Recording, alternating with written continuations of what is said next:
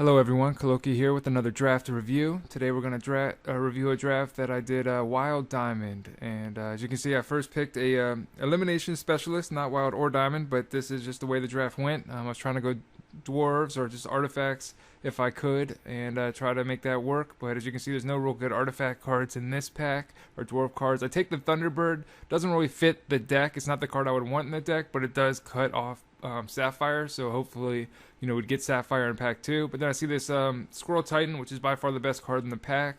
Pretty strong signal that Wild is open, so I can just go ahead and take it. And there's no really good Dwarf Artifact cards. I mean, Bombsmith's okay. Charge Bot's, behind that. But here, it's just to keep the dream alive. I still take a burn. There's a Briar Legion if I wanted to go Wild, but I still would love to go the Dwarf Robot path with the Elimination Specialist because it's such a strong card. And being able to deal damage to multiple troops with its ability is just very, very effective. And then you still have a 3/2 behind on the board to get even more value. It's not looking like robots are an option really, just from what I've seen. I haven't seen any Terrabots. I haven't seen any construction plans. It's just it's not looking that great. But there is a lot of Ruby and Sapphire in this pack. So I'm still thinking maybe just the packs aren't containing the right cards. There is a Dwarven Turbine, which would be nice, which I would hope would wheel. But I got to take the Oracle Song here. I think that's just the best card in the pack, and it is still in the color that I want to be going. And for this pack here, it's still looking like dwarves aren't really going to be an option. I could take the Researcher Adept. I really do like that guy. If you play Bertram, all you need is just that one artifact, and then you can draw a card. And he's a 2/3 body. But I think the best card in the pack here is probably Heroic Inspiration. But I still decide I'm going to take the Researcher Adept over the Oracle Song, because if I'm going dwarves, I think it's just a bit better. Oracle Song does draw you 2 cards, but it doesn't change the board at all, where the other guy, the Researcher Adept, does put a troop on the board at the very least. Here I'll take the Effigy because he is an artifact. He's not a robot, unfortunately, but he still is an artifact, so it's worth taking with the Elimination Specialist. Here I take the Emissary. It's good if I do get some Bombsmiths. It's fine if I'm playing Bertram. I always have at least like a 1/1 Worker Bot I can bounce, and then if I get some Bombsmiths or Buccaneers, or just even doing the Researcher Adept, the Emissary is really good. Here though, I see that there's a Sensei, and I really like the Sensei, and I haven't seen like any good dwarf cards at this point, and I have like hardly any artifacts, so I figure I'm probably gonna have to give up at this point, because I'm already more than halfway through pack 1, and it's just we haven't seen any robots, and since it's so popular, it's very, very likely that someone to my right is going that, and I don't want to go the exact same colors as somebody that's feeding me for 2 packs. So I decided to start taking some of the wild cards and just keeping the option open to go that color. And here I just cut a Sorrow, nothing in any color that I'm considering playing. And these cards are all pretty janky. Nothing that the picks don't really matter at this point. There's nothing that stands out as a signal. It's just pretty typical last end of the pack picks that we're getting here. Runs to the litter as well. None of these cards are gonna make the deck for sure. So just take those, and still trying to decide what I'm going. And then I open His Majesty King Gabriel. This guy's amazing. He's a 4/4 steadfast, doesn't exhaust when he attacks, and then he summons a 6/5 Bold Heart, which is just a troop that it does tap when it attacks, but as long as that troop remains in play, you prevent all damage done to King Gabriel. So very, very, very, very impactful. You play him for 6, and you basically get 10 attack power worth of troops divided up into 2 troops. So they're going to need 2 removal spells. He just changes the game so much. So I open that, and I pretty much decide, all right, getting rid of the Ruby here. Wasn't getting any. I mean, I might see some pack 2, but it doesn't matter. I probably won't see any pack 3, so I'm not going to be tempted by it. I'm just going to go ahead and just get rid of everything other than the Sapphire, the Wild, and the Gabriel. So I'm going to try to go Force Diamond here, see what comes. But I'm also going to keep the option open to go Wild and Sapphire. So I think Wild Ore is the best card in this pack. It was a dilemma here between, I wasn't going to take the Rockcaster, which in my opinion is the best card in the pack, but there's no way I'm going Blood at this point. It's not worth switching out. So I'm just trying to decide between the Wild Ore and the Phoenix Guard Trainer. Both of them are amazing. I think the Wild Aura is a little bit better. Phoenix Guard Trainer is great in these color combinations. If I don't end up going Diamond, he's a MVP in Wild Sapphire. And then I see this another elimination specialist, which was just kind of demoralizing because I wanted to go Robot so bad, but I can't take him at this point because I know I'm not going to see any pack 3. So I just got to stick with the plan here, and I end up taking the Wild Aura. It's another really good card because I think I'm just set on trying to force His Majesty. I don't think it's going to be too hard to force a certain shard, even though it's like almost the middle of pack 2 and I only have one card in that shard, which is usually pretty awful. But this set is so deep in its colors, you can usually, in playables, you can usually make it work. But I'm not gonna force it if it's just not there. And as you see, we're not really seeing much Diamond. Like I'm taking a Glimmerglen Witch, which is a decent troop, but it's not really something I want to be taking this early in the pack. So I'm still looking at all the packs. There's nothing really else I'd be taking anyways. The Mystic would be a decent Sapphire card, but I'm gonna take the Sensei actually over the Effigy. I don't have that many 2-drops, as you can see, and the Effigy I do actually like when I'm playing Wild as a 3/3 troop. It's actually a really good value, but I still don't think. I think because I only have a few 2-drops and 3-drops are so easy to get, the Sensei was the pick there. I take the Evolve here just in case. And I pretty much, I'm seeing all this Sapphire, and it's like, do I really want to splash for one card? Normally, I wouldn't, but His Majesty is that good that I'm really still considering it. But I'm just like, well, I really hoped I'd be getting past at least some Diamond, but I'm just not seeing, like, any Diamond at all, really. The Grimskull Sorcerer is good in Diamond Wild, but I think, if that's, like, the only Diamond I'm seeing, that guy's pretty low as far as the value rankings of Diamond cards. So I think when I see, all this Air Superiority, Devoted Emissary, the Phoenix Guard Scout, the Researcher Adept, like all of these, pretty solid Sapphire cards, I feel like, all right, I have to really be realistic here and just go when the colors I'm seeing, not just be stubborn and focused on playing a shard because I have one bomb. You don't really want to do that. So, I keep the option open by taking some Sapphire cards. Here I'll take the Infiltrator Bot, I believe, just because, I'm going to most likely end up playing that because it's a artifact. Doesn't matter what colors I end up going. It's gonna go in the deck. I don't like the Gargoyle that much, and the 2/3 Diamond guy is just too much Diamond threshold too early to actually play that guy. I kind of like the Sapphire Aura here. It's between the Vine Trap and the Sapphire Aura. Those basically are the two picks I'm looking at. And I already have a bunch of 3-drops. And Sapphire Aura is actually a nice pick. But I still think actually, I'm not even sure what I took here. This is a really tough pick looking back on it. Vine Trap, it makes sense. I could have gone either way. I don't know how this Dingler and the Elimination Specialist are both in this pack. That doesn't really make any sense to me.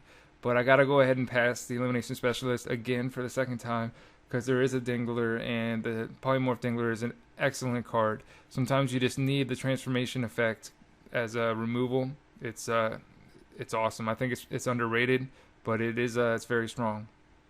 So I'm just taking solid troops, but nothing too amazing. Like I didn't get any Wild Growths or Survival of the Fittest or Boulder Brutes. Stuff like that I would really like to see. I'm just getting kind of the middle of the range cards with the Embershire Witch and the Vine Trap and the 3/3 that gains troops. But then, whoa, Angel of the Dawn. And now the packs are just basically trolling me. It's like, I'm happy to open such a valuable card, but at the same time, it's like, really? You're going to give me, like, I already had this dilemma of trying to force Diamond. And then I see Angel of the Dawn. I'm just like, all right. I'm forcing Diamond. I gotta do it. I don't care if those are like my only 2 Diamond cards. I'll play the jankiest. I'll play like Run to the Litter and Wild if I have to at this point. Which is pretty stubborn, but I feel like those 2 cards could take over the game so much. And now that I have 2 cards that are so bomby, that I feel like it's worth it. So again, I'm back to trying to make Diamond Wild work.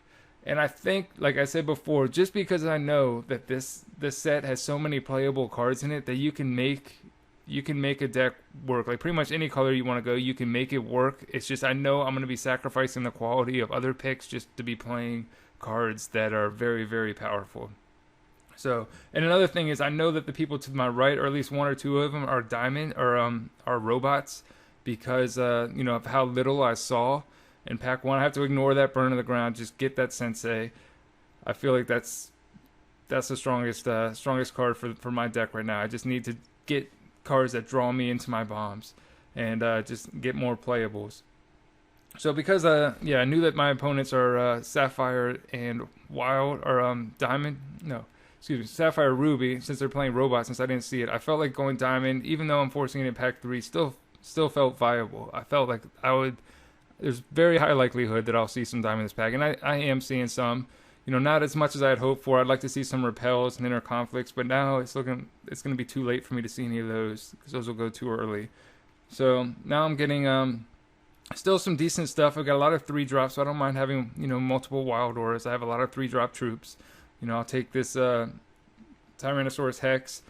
Even though it's my third 6-drop, I don't usually like having that many 6-drops. When you have a lot of Senseis, those cards basically just cycle, and when you're playing 17 Shards and you have cards like that just get you deeper into your deck, you're gonna get to more Shards quicker. And so playing 6-drops or having a little bit of a higher curve when you have stuff like Senseis or Peaks or something like that isn't too bad. So here's kind of a dilemma. I think because I already have 2 Vine Traps, I was probably not going to take it. Although the Rigid Buffalo does cost double diamond, and it's just now the resources are all clunky if I have double diamond and double wild. So I don't recommend it, but I just needed more 2-drops. I almost wanted to take the Nature Reigns because it's an excellent sideboard card, and it's actually sometimes not bad main deck, but because I have so few, I switched colors and all that stuff, I have such few playables that I just need to consider having, main deck playable troops. So I took the Quick Strider over the Nature Reigns because he's also good with the Wild Aura, First Strike, Crush, and 4/4 is really tough to deal with.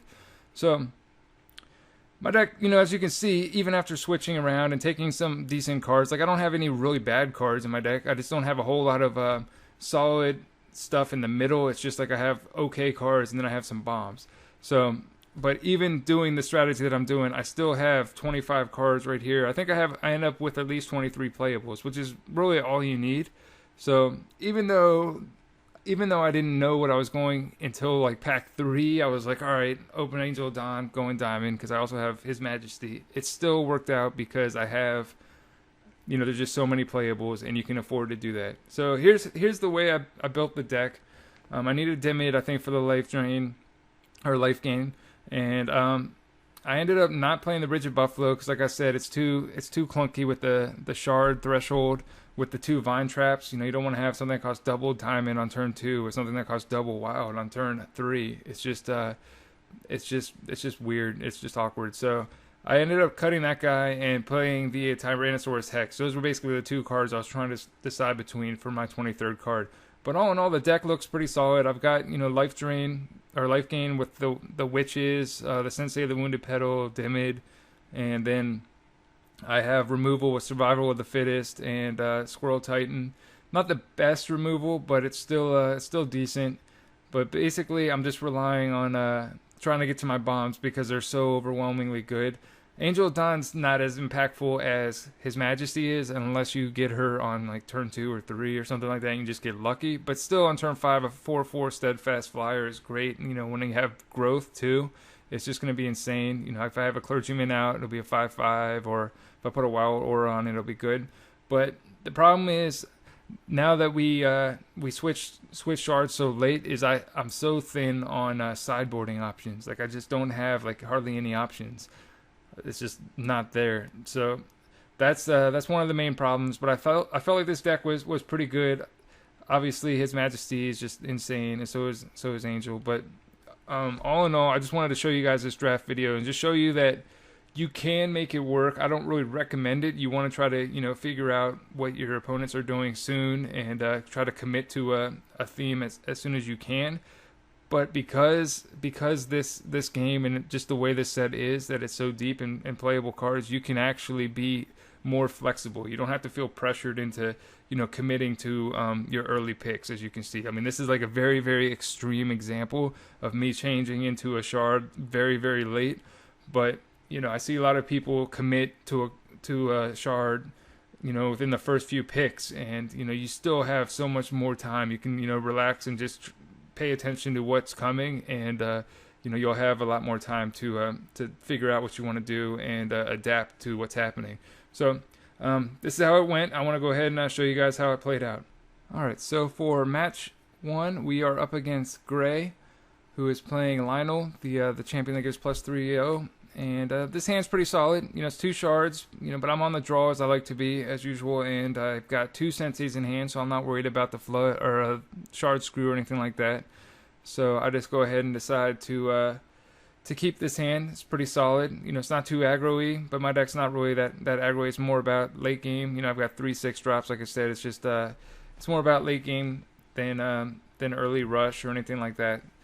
So I would have liked to have a little bit more removal, maybe like 1 repel or an inner conflict, but it just didn't come.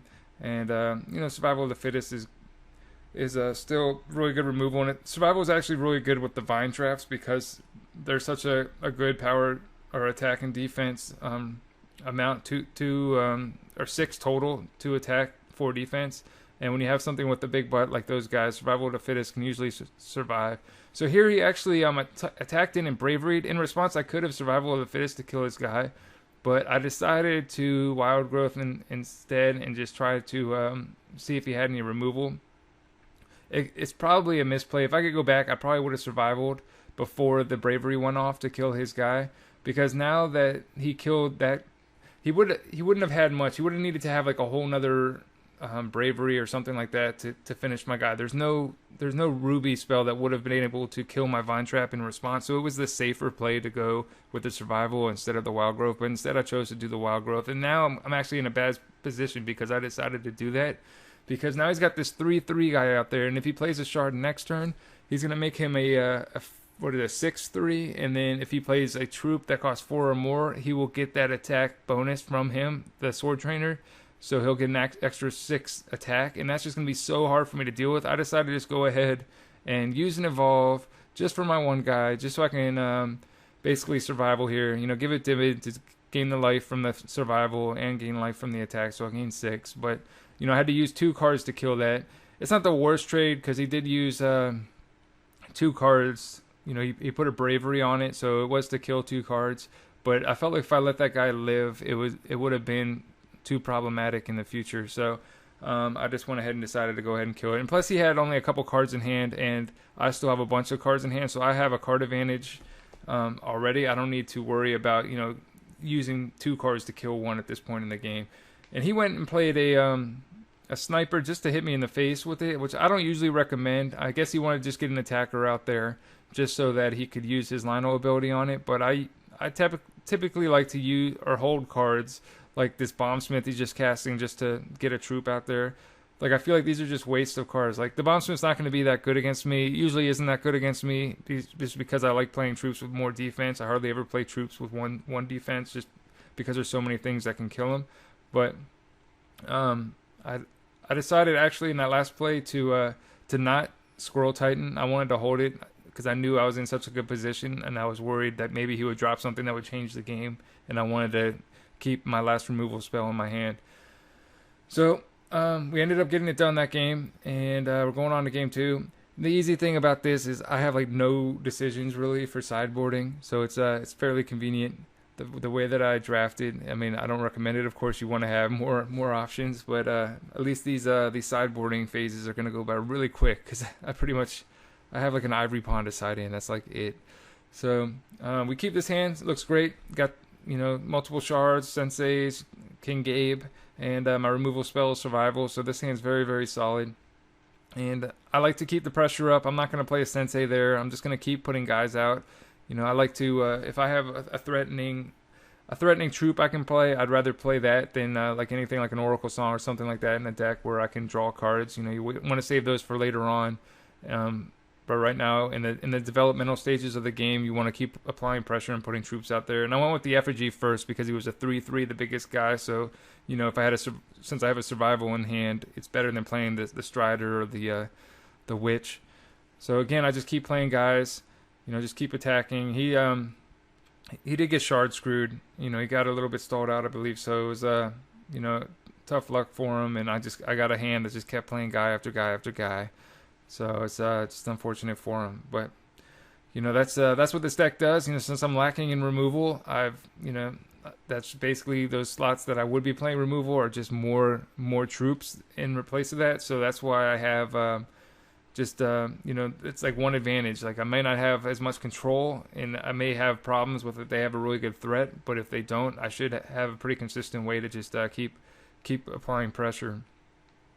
Here we're up against Zared for match 2, and he's I'm not drawing that well. I've got 3 wild auras and a wild growth in hand, which is like the main troop buffs I have, but I just don't have any early troops, no senseis, nothing really. So I play this Strider, and he gets a really aggressive start with this 2/2 Fang and then the 5/4 guy. So I'm thinking with my hand, it's very unlikely I'm gonna win this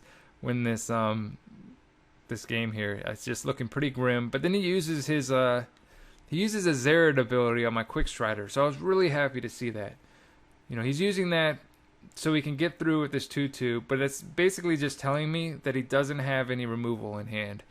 He's using that because he would have used removal on it and then shrunk something else. Most likely, not always the case, but it's pretty good sign. So I decide, all right, well, since he doesn't most likely have removal, and I drew the survival. I didn't draw a shard, but I drew a survival. It's actually going to be really good here if he doesn't have anything. So I can block with this guy, pump him up. It'll be a 4/4 first strike. And actually, this was a misplay here. I shouldn't have survivaled. I should have waited till the first strike damage resolved, killing his guy, and then survival. Because if I would have if he would have had a murder in response to my survival, then it would have just been game. It probably would have been game either way if he just had a murder, because the way the rest of my hand is looking. But that, you know, you always just want to make the best plays you can, and that was a misplay, just the timing of when I decided to cast that survival. But luckily it worked out. He didn't have anything, thankfully, and you know, I'm starting to get back in this a little bit, which I was surprised because I thought for sure that I was going to lose this game based off his start. But it's looking pretty good at this point. Again, I don't believe he has any removal that I've seen, so based off the way he's played, so I just decide to go ahead and hold back here. And this is something you got to pay attention to. I took a lot of time to think about what I wanted to do, and then I just passed the turn. Now, I could have been, you know, AFK or something, or, you know, took a quick bathroom break. I mean, who knows what I did. But for the rest of the game, or for most of the game, I've been pretty responsive and, you know, played pretty quickly. And so when I just take a long time like this and pass the turn, you know, you got to pay attention if your opponents are, what their tendencies are. And when somebody takes a long time, usually it's because they have a decision to make. And so it should be pretty obvious to him. I don't think he can play around it, but it should be pretty obvious to him that I at least have like a quick action. Like my decision was to either play something main phase or try to, you know, hold up the resources for a trick. So you got to pay attention to stuff like that.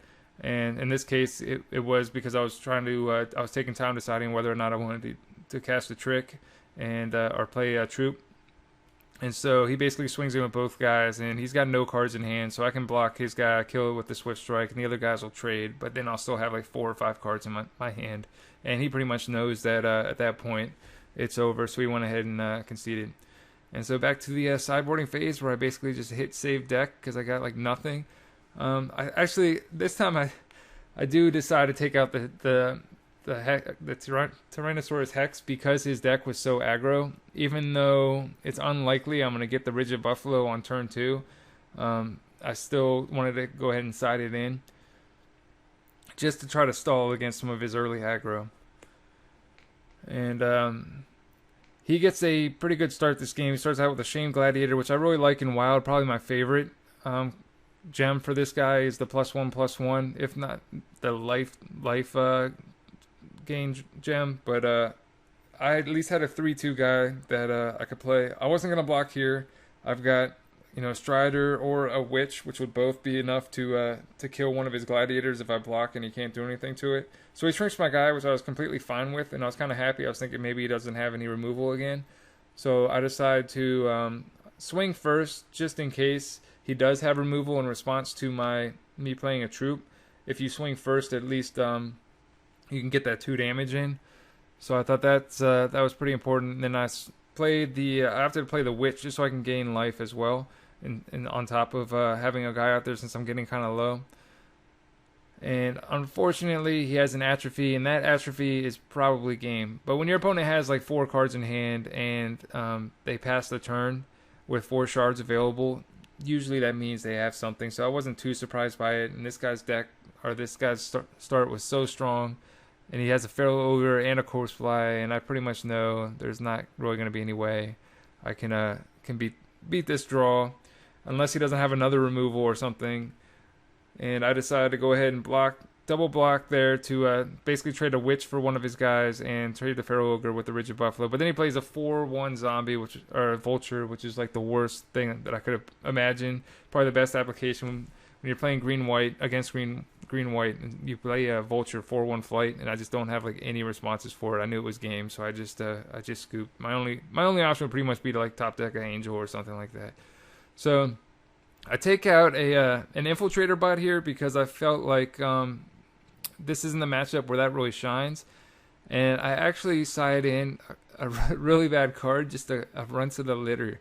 Like, I just felt like his deck was so aggro, I just wanted to put some stall out there until I can get to my good stuff late game, just to buy me some time. It could be a terrible decision, I'm not sure, but I just wanted to live. I felt like late game I should have the advantage because I haven't seen like any removal from this guy, and if I get an Angel out there or His Majesty, and I start gaining life with Dimmid, it's going to be tough for him to beat. So I just wanted to live until that point came. And unfortunately, we get a pretty bad hand, and we have to mulligan. But this hand's looking pretty decent. Not too spectacular, but solid enough for, you got to keep it. You're not going to throw that back. And I got the Defender. I'm going to play that, like I said, over the Sensei. Use my shards, or maximize efficiency with my resources by using all 3, and then also developing the board state at the same time. I felt it's more important than playing the Sensei there. And then, bam. Hey, I drew an Angel of Dawn. I'm amazing at this game. Yeah, I mean, it's just so unfair. You're just playing, everything seems like a normal game, and all of a sudden, your opponent just has a 5/5 flyer in play. It's pretty unfair, but that's one of the reasons. I mean, I sacrificed the quality of my deck to play powerful cards like this, and you gotta hope that sometimes they come up and take over the game, which is the whole reason I switched. So I feel kind of dirty because he had a good start, but I'll take it. I'll take the 5/5 Angel, and then I actually decided to block. I don't think a lot of people would have blocked there, but I felt because I had Wild Growth backup that I'd be able to get away with killing his guy, because I figured he's only swinging because he had a buff. But if he had a murder here, that'd probably be like game for me, or it'd be the end of the match. He'd win. But I took the chance and it paid off. He didn't have a murder. Like it's game 3. I still hadn't seen one. So basically, I get an Angel out and I win. That's how I'm gonna tell you guys how to play. Just draft Angels and draw them on turn 3. But that's how that match went, and I still think it was a good matchup. It's just he had a really fast deck. If he got his best start, it would probably be a little bit better than my best start. But the late game, I think, as long as I could survive, I thought I had a good chance against him, and it just worked out in my favor that last match. But we're in the finals here, and we are up against a dwarf player, and it looks like so far he's playing Mono Sapphire. But this is the finals, so I know he's got to have some good stuff in his deck. He made it this far. Then the main card I'm worried about, obviously, being Volcanon, and this guy's got so many dwarves and robots, and if he has a Volcanon, it's just bad news for me. But so far, he hasn't played anything too threatening. The Terrabot's really good for him there. His deck seems really well built as far as the synergy goes. He built just a ton of robots and drafted a bunch of dwarves, and seems to go pretty well. And then once I see the Dwarven Turbine, I think for sure this guy's gonna have a Volcanon. That, or maybe like an construction plans like Inspiration Engine or something like that. But for now, he's just playing using his Dwarven Turbine to keep his Terrabot ready, so it won't be exhausted, so we can block, and just swinging in for 3 each turn. So he's doing some damage to me, and I decide I need to gain some life here. I'm getting pretty low, and if he drops a Volcanon, it's going to be it's going to be pretty tough for me to survive. So I decide I'll just go ahead and swing in here. And he does the correct thing. He actually blocks with everybody. I thought there was a good chance that he might just try to chump block. But he actually has like just enough damage to kill my guy. Because with Swift Strike and being a 7/7, I can do 7 damage, kill a bunch of his troops before they do damage. So it's really hard for big Swift Strike guys to die. But he has enough that I can't kill enough of his guys to prevent the post Swift Strike damage to not be lethal to my guy. So if that made any sense. But basically, he had enough to kill my guy. I was kind of bummed out about it, but I gained 7 life at least, and that keeps me in the game a little bit. And then finally I drew my 6th resource, which I was waiting on, because the Clergyman actually inspires the Squirrel Titan before the fight ability triggers. And so it becomes a 5/5, and I can kill the Terrabot. And he just basically didn't really draw much else. He was just kind of getting flooded and not really drawing anything too impactful. And he knew that with me getting back into the game, with my big guys on the board, and my champion ability, and the fact that I still had like 4 cards in hand, he went ahead and just decided to scoop, because it was looking like it was pretty much going to be over at that point. So, again, we don't really have any good sideboarding options. Like maybe I could put in the Ivory Pawn, since he was just trying to beat down in the air, and Ivory Pawn's not the worst against Volcannon. I mean, it's not the best either, but it's if they're trying to do like 3 damage a turn, and you you gain 1 life, so effectively they're only doing 2 damage a turn. It's it does greatly increase the clock that they're putting on you. So I don't mind playing Ivory Pawn that much. Overall, the consensus is Ivory Pawn's a pretty terrible card, and I didn't side it in just yet, because at this point I'm not sure if he has a Volcannon or not. But he does get a fairly good start. He starts out with a turn 1 Gearsmith and a turn and Charge Bot, which is pretty awesome for him. And then he gets out an Assault Bot, and I pretty much just have the Clergyman in play. And he's just got so many dwarves and robots, and then he drops a Volcannon, and this is terrible for me. I'm thinking, he can activate it twice a turn, basically doing 6 damage a turn to me, and he's one robot away from doing it 3 times a turn. So I'm getting pretty nervous here. It's not looking good for me. I don't have any, nature reigns or anything to deal with Volcannon. My only way to beat a Volcannon deck is to race it with Dimmid. So he swings in. I'm not going to block, but I just go ahead and buff up my guy, because I know that I'm going to have to start gaining some life here. So I take the 4, and basically going to take another 6, go down to 6. So I need to gain life this turn. I decide I'll just go ahead and swing in and gain 5 life here. All right, so this was a tough decision, swinging in here. I wanted to pump my guy and then survival just to gain a ton of life, but I was trying to do the math here, and he could do 6 to me.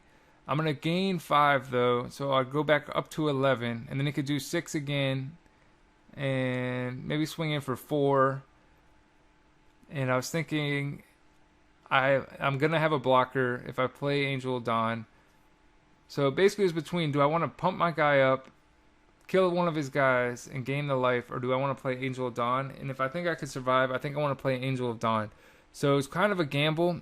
If he was playing Ruby and Sapphire, I'd probably not do this.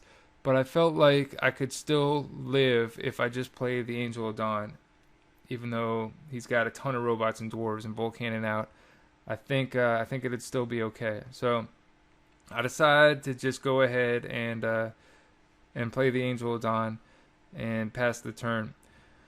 If I had more resources, maybe if I had like 7 resources and I could do both or something just to gain a ton of life, maybe I would have done that, just to because it's going to be tough for him. I haven't seen any removal from him. Maybe I would have decided not to do this, but since the game is where it's at and I felt like I could survive, I went ahead and just decided I'll go ahead and play the Angel of Dawn and see what he does with 11 shards available, because I can block the 4/2 and it won't die because of the Clergyman buff. So I thought and he's at 15. I didn't really think of this, as you guys will see upcoming, but I have basically lethal if he doesn't block. So he plays another guy, and I'm thinking, all right, he's got basically I could go to 1 exactly. So if he swung in with both guys here, I'd block the 4-2 and I'd take 1. So I basically live just by one measly life, and I decided to go ahead and swing in with both. And my plan right now, I'm just so worried about dying to Volcanon that I make a pretty terrible play, and I kind of wish there wasn't video evidence of it, but this is the way it happened, so I'll just go ahead and show you guys. I just decided to swing in here, and the whole time I'm just thinking about I need to live, I need to do my cool survival of the fittest combo and gain life, and I'm not really doing math at all for some reason. Even though I did all this math last turn, for some reason this turn I'm just like, I gotta live, how can I gain the most life?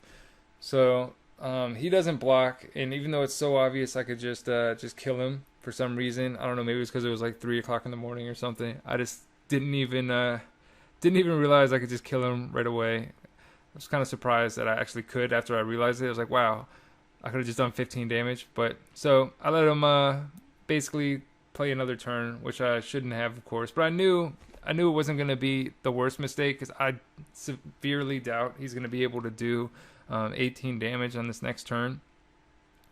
And I just passed the turn to him, and he's at 2, and I'm at 18.